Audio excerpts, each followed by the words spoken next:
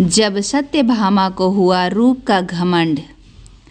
श्री कृष्ण भगवान द्वारका में रानी सत्यभामा के साथ सिंहासन पर विराजमान थे। निकट ही गरुड़ और सुदर्शन चक्र भी बैठे हुए थे। तीनों के चेहरे पर दिव्य तेज झलक रहा था। बातों ही बातों में रानी सत्यभामा ने श्री कृष्ण से पूछा कि हे प्रभु, आपने त्रेता युग में राम के रूप में अवतार लिया था। सीता आपकी पत्नी थीं, क्या वे मुझसे भी ज़्यादा सुंदर थीं? द्वारिकाधीश समझ गए कि सत्यभामा को अपने रूप का अभिमान हो गया है। तभी गरुड़ ने कहा, भगवान, क्या दुनिया में मुझसे भी ज़्यादा तेज गति से कोई उड़ सकता है? इधर सुदर्शन चक्र से भी रहा नहीं गया और वे भी कह उठे कि भगवान, मैंने बड़े बड़े युद्धों में आपको विजय श्री दिलाई है। क्या संसार में मुझसे भी शक्तिशाली कोई है? भगवान मन ही मन मुस्कुरा रहे थे। वे जान रहे थे कि उनके इन तीनों भक्तों में अहंकार हो गया है और इनका अहंकार नष्ट करने का समय आ गया है। ऐसा सोचकर उन्होंने गरुड़ से कहा कि हे गरुड़, तुम हनुमान के पास जाओ और कहना कि भगवान राम माता सीता के साथ उनकी प्रतीक्षा कर रहे हैं। गरुड़ भगवान की आज्ञा लेकर हनुमान को लाने चले गए। इधर श्री कृष्ण ने सत्यभामा से कहा कि देवी, आप सीता के रूप में तैयार हो जाएं, और स्वयं द्वारकाधीश ने राम का रूप धारण कर लिया।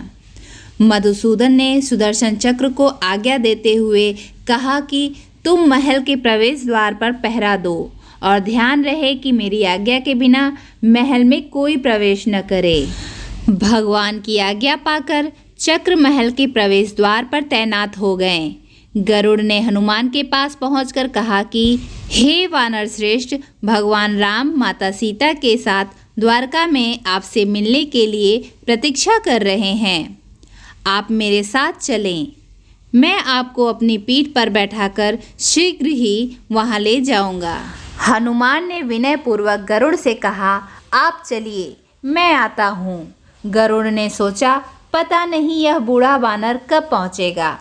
खैर, मैं भगवान के पास चलता हूँ। यह सोचकर गरुड़ शीघ्रता से द्वारका की ओर उड़े। पर यह क्या, महल में पहुंचकर गरुड़ देखते हैं कि हनुमान तो उनसे पहले ही महल में प्रभु के सामने बैठे हैं। गरुड़ का सिर लज्जा से झुक गया। तभी श्री राम ने हनुमान से कहा कि पवन पुत्र, तुम बिना आज्ञा के महल में कैसे प्रवेश कर गए? क्या तुम्हें किसी ने प्रवेश द्वार पर रोका नहीं? हनुमान ने हाथ जोड़कर सिर झुकाकर अपने मुंह से सुदर्शन चक्र को निकालकर प्रभु के सामने रख दिया। हनुमान ने कहा कि प्रभु, आपसे मिलने से मुझे इस चक्र ने रोका था, इसलिए इसे मुंह में रखकर मैं आपसे मिलने आ गया। मुझे क्षमा करें। भगवान मन ही मन मुस्कुराने लगे। हनुमान ने हाथ जोड़ते हुए श्री राम से प्रश्न किया, हे प्रभु, आज आपने माता सीता के स्थान पर किस दासी को इतना सम्मान दे दिया कि वह आपके साथ सिंहासन पर विराजमान है? अब रानी सत्यभामा का अहंकार भंग होने की बारी थी। उन्हें सुंदरता का अहंकार था जो पल भर में चूर हो गया था। रानी सत्यभामा, सुदर्शन चक्र व गरुड़ जी तीनों का गर्व चूर चूर हो गया था। वे भगवान की लीला समझ रहे थे। तीनों की आंखों में आंसू बहने लगे और वे भगवान के चरणों में झुक गए। तो दोस्तों, आज का ये वीडियो आपको कैसा लगा मुझे कमेंट करके ज़रूर बताएं और मेरे चैनल को सब्सक्राइब ज़रूर करें ताकि आगे आने वाले वीडियोस की नोटिफिकेशन आप तक पहुंच सके। धन्यवाद।